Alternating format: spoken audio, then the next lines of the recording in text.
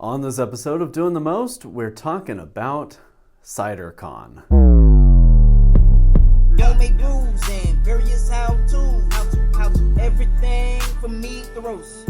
Hey, bake creation, fermentation, hey, inebriations, doing the most. Yeah.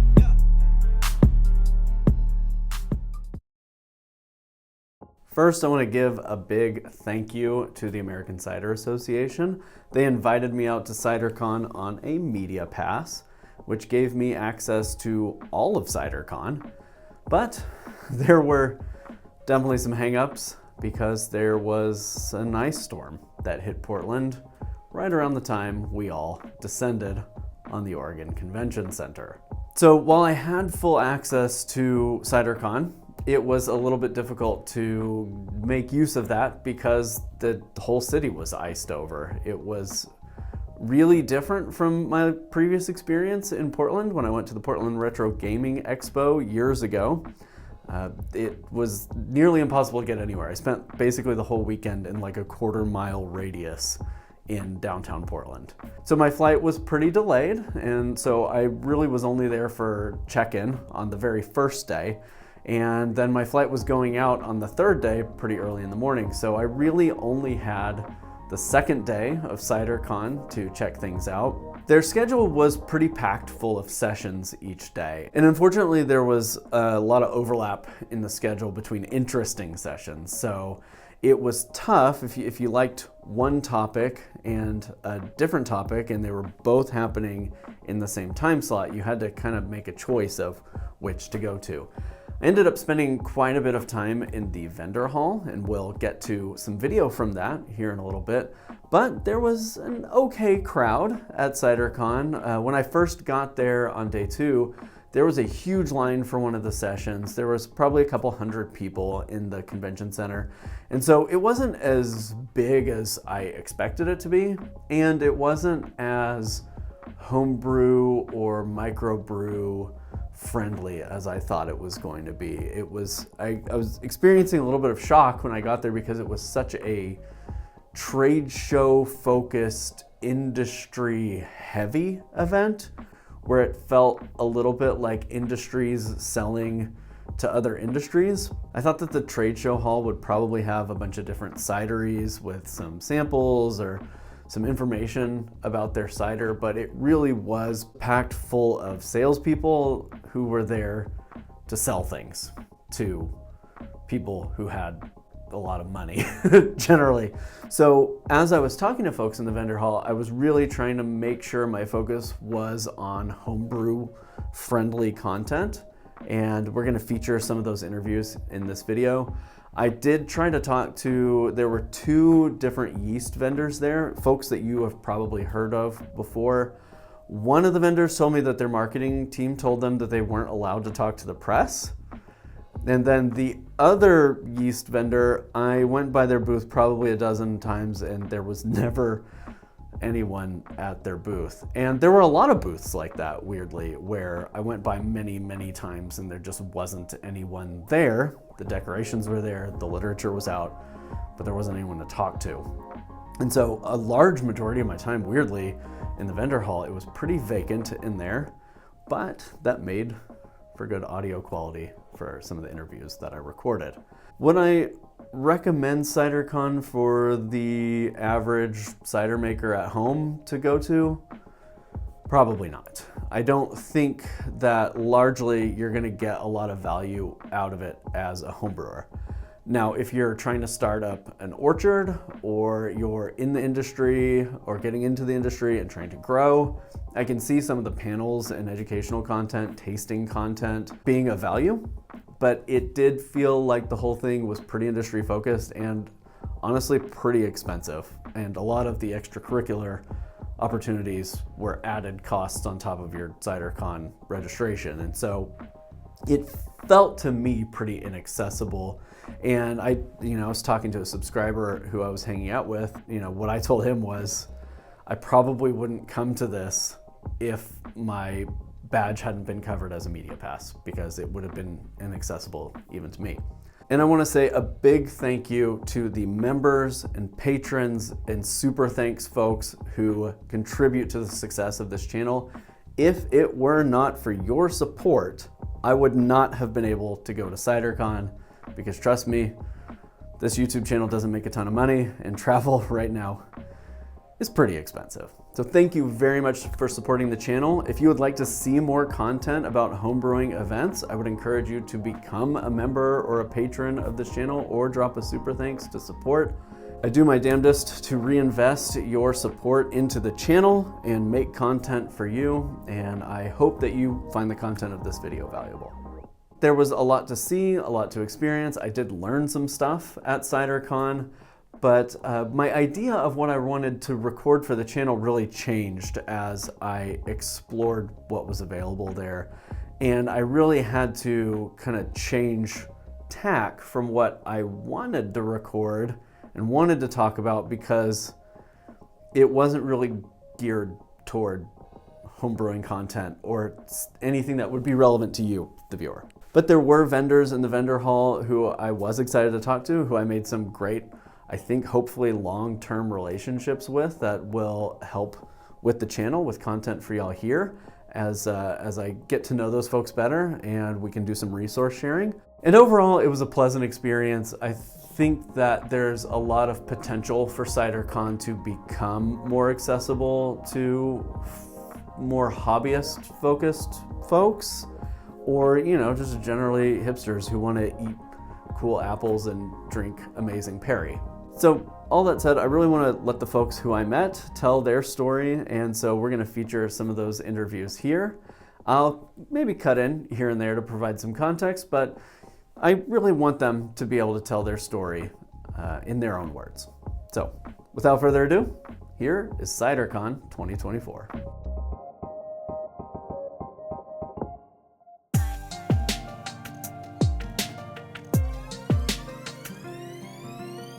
So Oregon Fruit, family-owned business, been around for 87 years. We originally started sourcing fruit all from the Willamette Valley, and we became known as the fruit experts for our retail canned fruit. That was the first 50 years of the business. Then we got into the aseptic processing back in the early 80s and began processing the fruit into cans, and also aseptically processing fruit into a finished puree. So caneberries, raspberry, blackberry, marionberry, boysenberry, still top sellers. Traditionally, it's always been raspberry, and after 87 years, it's still raspberry. Primarily because they know where the fruit comes from. It's all grown in the Pacific Northwest. In the last 10 years, tropicals, citrus, stone fruit have now become very popular. So we carry 24 to 26 year-round fruits, representing all 5 of those categories. So there's 3 different varieties of processing. One includes fresh fruit processing that goes directly from field into an aseptic processing, which includes a kettle, a big filtration system that pulverizes the fruit. All the finished product ends up with no seeds, no skins. It's just a pulverized puree. And then there's also taking a puree stock, which is fruit that's already been harvested, frozen, and then kept for a month or 12 months, so you can have consistency throughout the entire 12-month growing cycle. And then there's a third way of taking a concentrate for the juices specifically to make a puree out of the concentrate by adding pulp back to it. So those are the 3 inputs for making a finished aseptic puree. And the great news about aseptic processing, it is a very simple process, but it also creates a commercially sterile product with a 12 to 18 month shelf life. So this new package is the same exact product that you would find in our 5-gallon, 50-gallon, and 2,300-gallon totes. So this is a small 1.5 liter pouch with nothing but pure fruit puree. So if you buy some of our larger products for some production breweries, that's the same exact puree you'll get in these smaller pouches. Each one of these pouches is perfect for dosing of a 5-gallon carboy. Well, there's 2 ways of dosing. The one that we recommend that's the most highly effective for extracting color, esters, and end finished product flavor is taking some of the fruit, half of the fruit bill, dosing during active ferment. Once you go to cold crash, take the remaining 50% of the fruit bill, dose immediately, and then contact time is really critical. So we recommend as much contact time as possible. During that method, you're extracting everything you possibly can from your investment in the fruit. Back in the 80s, when I started 1984, there were about 500 breweries. Most of those breweries and brewers got their start as home brewers. And to this day, we have home brewers from across North America that said, I used to use your fruit in little cans. So we have done that to keep those home brewers happy and to satisfy that niche is produce these pouches. Our top selling 8 SKUs are available in these pouches. So while I had Chris, I did want to ask him a very specific question. We see this a lot in the homebrewing scale where when brewing with strawberries, you can get a kind of plasticky Band-Aid flavor, which we're all pretty sure comes from strawberry seeds and how they are impacted by fermentation. So I asked Chris straight up, you make a strawberry puree in a bag and folks brew with it. What do you do to avoid them getting those off flavors from the strawberries? And I thought his answer was actually kind of interesting. Nothing we do during process will mitigate that phenolic impact that is notorious from strawberries. Whether it's seeds, skins, the fruit itself, none of the processing stops that from happening. However, we have found that when brewers use our aseptic strawberry puree, the occurrence of that phenolic, really acetaldehyde type of like holy Band-Aid taste doesn't happen. It's very, very rare, and so we believe, and it's not scientifically proven yet, that our commercial sterilization process by the pulverization of the seeds and the pulverization of the product does mitigate that from happening. I could count on 2 hands the number of times we've had commercial brewers have a complaint about that sort of weirdness. We believe it's how they dosed, when they dosed, and some other aspect of the fermentation cycle itself. Sparkling mead is a category that I believe will have its day, and we've worked with mead producers over the last 8 years that I've been there. I sold mead back in the late 80s, it's all still mead at that point. When will mead become like cider is now? I don't know. But I would hope that more people experiment to understand how amazing today's sparkling meads can be. I just want to say that we love home brewers. Again, we rely on home brewers to be the future brewers that will become bigger users of our fruit purees. I would also encourage home brewers to say, hey, we use Oregon fruit because it's the highest quality product and we know that we're getting pure fruit. So Emeretti is a great, it's a fantastic company. It's been in business for about 30 years, but the past 8-9 years have been an explosiveness when it comes to the craft beverage. Home brewing is a big proponent of that as well, just brewing in general. So we go to a lot of the, obviously, CiderCons, brew shows, kind of deal with the big industry brewers. We also go to HomebrewCon as well. We think it's super important to be in all aspects of brewing. So Emeretti is really a company that values its customers and its base. So really want to emphasize that if you're getting a passion fruit, whatever, whether it be the passion fruit craft puree or here at the passion fruit artisan, that you're almost like biting into that. We're trying to make it the most authentic it can be. So that's kind of what we strive for, what we aim to do, and we feel that it is what we accomplish. If you ask people if they tried Emeretti, most of the time they're going to be like, if they have, they love it. So it's mainly for us. We don't have to really talk about it, just taste it and it does everything we need to do. Our craft puree, which is less concentrated, that's typically the ones brewers tend to go to. It's easily scalable, it's easy to work with. Right here I have enough to flavor about 5 to 10, 15 gallons depending on the dosing you want to use. So one bottle is enough to do, half keg if you will, or just more. Most popular flavor, blood orange. Blood orange craft puree is just it. When it comes to the artisans, like I mentioned, passion fruit, I can go into the extracts. It's going to be actually our marshmallow. That's just kind of what we see trending on the market, yeah. They are natural flavors, natural ingredients. You can even see right here, if I pick up this raspberry, you're going to have, of course, the natural sugars, natural acids, but you actually will see raspberry in the ingredients list as well. The passion fruit we had earlier, same thing. You're actually going to see the real fruit in there, the passion fruit. Things like extracts, since they're an extract, just an essence, you kind of typically will just see the natural flavor because you don't want the sugars in that, possibly cause re-fermentation if that's something what they want to go for. Essence, we're talking like super concentrated, like a little 2-ounce bottle, which you can see right here. This pair can flavor 111 gallons. So that's how much we're talking about in concentration. So for that, it's just natural flavor. Our growth mimics just the growth in the industry, what people are trying, what people want to do, what's new. So whatever works for the consumers works for us. Prickly pear key lime. It's my personal favorite. I use that all the time. I spent 12 years in Arizona, so prickly pear, tunas as they call it out there, is a very particular flavor, and I just think we nail it. And the key lime at the end there just adds a little bit of like a wow factor, you know? If you have any questions, feel free to reach out to us. Our customer service is right there. It's real people. You're not talking to AI or bots or anything. If you call us, you're going to talk to me. You might talk to Dylan. You might talk to Vanessa. I can name everybody that I work with that you're going to speak to have massive experiences, maybe not brewing, but working hand in hand with the big industry brewers too. So insight we can provide any way we can, we will. A lot of times the website is the best because you get to the promo codes. And if you sign up for the newsletter, we're currently doing 10% off, so even better.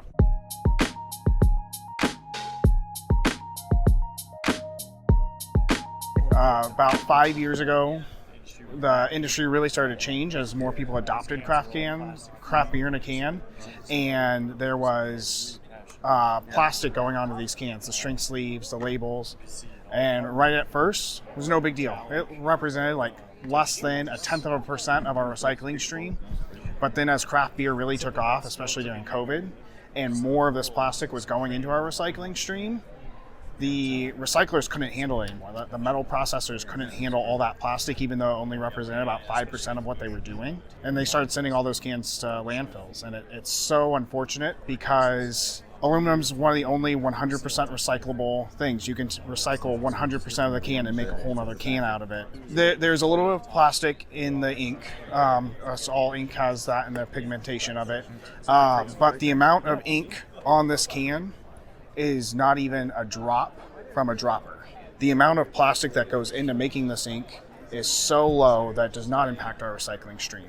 Technology for labeling cans, kind of started at the bottom and then got scaled up to this large scale, and now we're able to kind of bring it back down to a more accessible level for any size business or even home brewers. Just come to us with the art, and we can make something special and memorable and a keepsake in a way that an aluminum can was there for a while, back when like Pepsi would have the Star Wars cans or Coke would have the Six Flags cans, but we've moved away from as the can makers are trying to be more and more efficient. We are now able to get back to that. We can do something exclusive. We can do something that's unique for everybody with the digital can printing. So we offer the standard beer cans, the 12 ounce, the 16 ounce, the 19.2 ounce. And then we also offer some of those sleek cans, like a White Claw can, the 12 ounce sleek, and then a new smaller can, 7.5 ounce sleek. Like Pepsi's really making that size popular right now with their mini cans. And we can print on any of those. We have a really quick turnover with our process, and we have a minimum of 2,300 cans for an order. And so like on a homebrew scale, an order like that would be right around $500, if not less. We'll do different designs too. So if you with your friends want to be able to send them a handful of cans, but with different designs, that's something that we can definitely do. Some of our customers come to us and have us do one base design and then leave a space purposely there so they can write out what it is. We work with a lot of small brands who are just filling crowlers, and the 16-ounce can is now their new preferred crowler size. So yeah, we're a one-stop shop for everything you need for canning, regardless of the size that you're producing. Yeah, so basically we're from Heartprint. We're a digital printing can company based in Montreal, Canada, Elkton, Maryland, and Carroll Stream, Illinois. We do digital printing on cans. We don't have any minimum order quantities, no setup fees. Samples are free. You can put up to 16,000 different colors on one can, and it's the same price as one. Yeah, so basically you need to create an account on our website, and from there you'll be able to go through a sample process, and it's pretty simple. You have two different options. You have physical sample or PDF samples. Now we recommend you go physical because you want to see what you're capable of doing with your artworks. It takes about 7 to 10 days, and all we need is your artwork adjusted to our template. Now we have an in-house design team that can help you create stuff or adjust your artwork to our template if you need any help for that. And that's it. Like I said, samples are free. The only thing you'll be paying is the shipping. It's $24.99 per box of 3 samples. But usually for the first time we offer a free promo code for the shipping.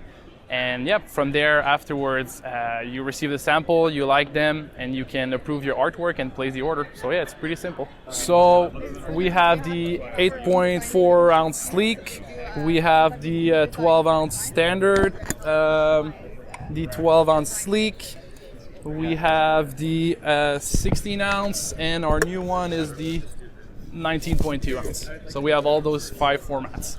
We love our clients, we love helping people and just create their dreams on cans. So I'll be happy to help you if you need any help. So One Vision, we check the quality of the seal in a can. So we have different systems here that check different components of the can to make sure the entire process of how it's sealed is done correctly. So one of the machines here that we have is the seam stripper. This one removes that cover hook on top, so you're able to view that wrinkle rating or that tightness rating to make sure that that looks good.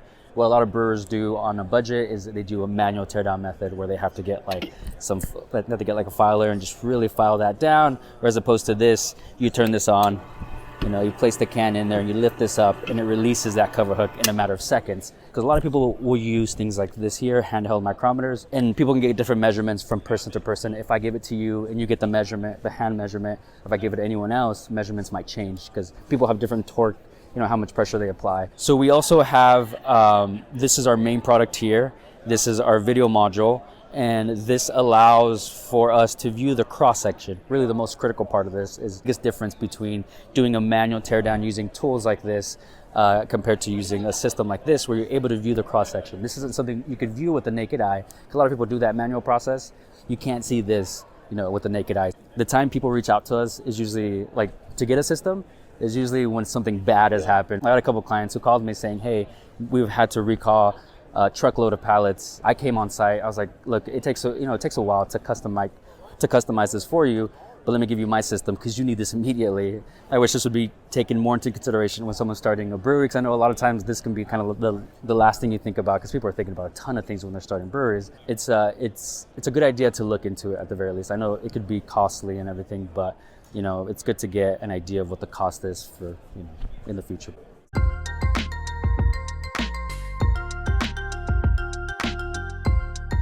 So Univar Solutions is North America's largest distributor for food ingredients, and here at the Foodology team, we specialize in food ingredient and beverage specialties.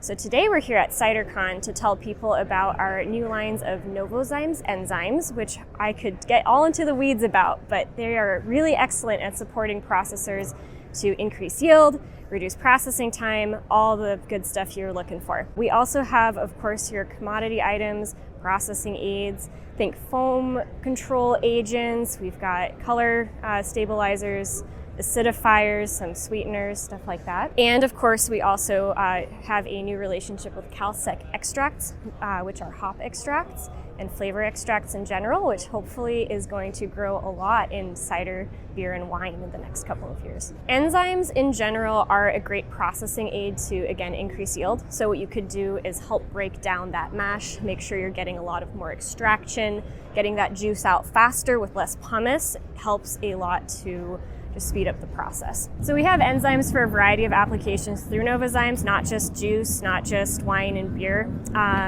but also bakery and meat and all sorts of different industries. Normally these products are blends that are stabilized for pH, stabilized for heat processing. They're really just optimized for use in juice. I think anything that goes in is probably something we carry. The best way to start out, even for smaller scale, is to go to the website, put in your information, see what you need, take a look at all the other nice things we have, and then we would probably get in touch back and say, hey, let's talk, what do you need for your enzymes? Small quantities, of course, might just be a matter of, getting in touch with the website and then going from there. So most of the products we have are blends that are optimized, of course, for different fruits, different processing stages, different temperature ranges, pH ranges. So post-fermentation flavors is a huge market, right? It's growing really fast. There's a lot of interest in adding interesting and different complex flavors to products, mead, cider, wine, beer, and of course distilled spirits. We mostly actually work with hop oils and hop extracts. which is great because you can have the whole gamut of what are you looking for? Bitterness. Are you looking for just flavor? Do you want a West Coast style? Do you want something that has fruit in it as well? And these are all PG extracts, so they're actually not adding alcohol in case you're doing a non-alcoholic application. And that, of course, makes them nice and stable. When you add them in post-fermentation, you're not introducing any additional sugars or yeast as well, which is a huge benefit. And the flavors can be dosed a bit more carefully because you can go drop by drop. I mentioned to you earlier as well, we do non-alcoholic specific extracts with CalSec. What's really cool about those is when you're doing a non-alcohol product, you often still want the character of alcohol to come through. You want it to mimic what the consumer's expectation is of alcoholic beverage. So you can get extracts that of course are quite proprietary, but that do mimic the flavor compounds that you would normally find in alcohol without actually adding alcohol. We're really excited to be here with Univar Solutions today and learn more about the cider space and of course connect with some really, really great people out here. Everyone we've talked to so far is excited and we are too. So I would say if anyone's interested in enzymes or extracts or even just food ingredients or beverage ingredients, additives, processing aids, please come visit us at univarsolutions.com. We are a chemical and ingredient distributor. We started out in the industrial field selling paint coatings and resins, epoxies, and then have moved into personal care and then food, nutraceuticals, and beverage. So I handle all of our beverage customers, wineries, breweries, sake houses, distilleries, juice houses, things like that. We specialize in acids, filter aids, enzymes, fermentation enhancers, things like that. Benefits a lot in the winery, dealing with malolactic fermentation. Also, cleaning the tanks and making sure they have the right sugar to alcohol ratio, different things like that. So I have customers using all different kinds of ingredients and definitely moving into more organic and natural additives instead of chemicals. So we're kind of growing in that end as well. The customers that I have that use enzymes are using a lot of pectinase-based enzymes or beta-glucanase-based enzymes. And so within that pectinase space, you'll have a common product that's called Protease A, and they have an A, a B, and a C, and they're all differentiated by the product that they use. So Protease A is made from pork skins and pork linings. B will be from beef, and then C, a lot of it's usually vegan based. So most of them are going to use the pork enzymes that at least my customers have. Lysosina, it's a pectinase based and a lysine based enzyme, and a lot of my wineries use it to prevent excess malolactic fermentation. So basically it goes in there, and after it's fermented, it starts to kill off more of that lactic acid bacteria that didn't convert. So they'll use that in the winery takes either during or post fermentation. Yeah, Brettkill is a chitosan or chitosan, depending on how you say it, bacteria. And that's gonna go against the Brettanomyces, which is a wine fault. Basically, Brettanomyces kind of tastes and smells like Band-Aid, if you could imagine that. And so they'll use this Brettkill to get rid of any of those issues that come with that, the taste, the smell, any of that fault. It'll go in there and it'll kill that bacteria. So most of them that I know are gonna add it when they start to smell or taste some of that in there, and they'll add it in to eat up all that excess Brettanomyces as a wine fault. Sometimes you don't know that's gonna happen until after you've fermented and bottled and things like that. But if you can get ahead of it, if you're winemakers that have a lot of technology and different things where they can see the levels of every different chemical and reaction and thing that's happening within the tank, they can add that in during fermentation. We have different tannins. We have liquid tannins, and then we have dry powdered tannins. A lot of people like the liquid because it disperses better within the liquid in the tank. Basically, for red wine, that's going to help bring out the erythromycins, which is the color that you get from the skins and the seeds of the grape. But it'll also allow them to add color and extraction from the grape without getting the bitterness that you're going to get from grape seeds. We have some customers that are ordering, small little bottles, and that's it. We just have a MOQ of $500, so we can go pretty small amount of product as long as you meet that MOQ. Most of all, we're new in this industry, so however we can grow our business is kind of where I'm at. If there's any customers that look at our catalog and see something, reach out to me. If you see that there isn't a product you might use, we're always willing to source different materials, different products, to bring the best quality ingredients to our customers. So, we're here to support our people, price support, bring on products, build out things, whatever our customers need, we're a resource for them. I'm with Midwest Barrel Company. We're based out of Louisville, Kentucky. So we're in the barrel business. So our goal is to provide barrels to anyone and everyone. So whether you're barrel aging cider, mead, or beer, even to maple syrup, honey, we're there for you. So we provide barrels commercially to beverage makers in all 50 states and internationally. Ranging from 53-gallon barrels, but all the way down to 5s, 10s, 15s, and 30s. I'd probably start with a 5-gallon barrel, depending on how much you're able to produce at once. If you're going in with a maybe homebrew club, sometimes you can go a little bit larger for like a group batch, but 5-gallon is a good start.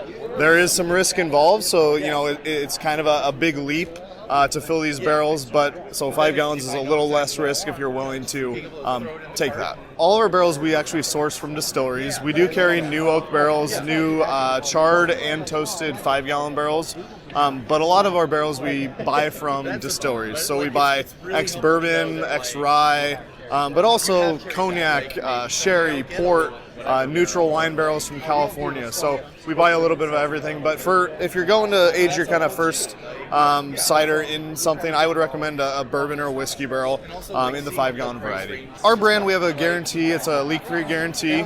We like to kind of educate people on how to fill the barrel prior, because the nature of wood, you're going to find leaks sometimes. So we have an excellent blog on our website that teaches you everything from how to head swallow a barrel to using wax, like you mentioned. But there's a little bit of tips and tricks there that sometimes you just got to fill the barrel and see if there's leaks and then figure it out afterwards. So it's called a Vinny nail.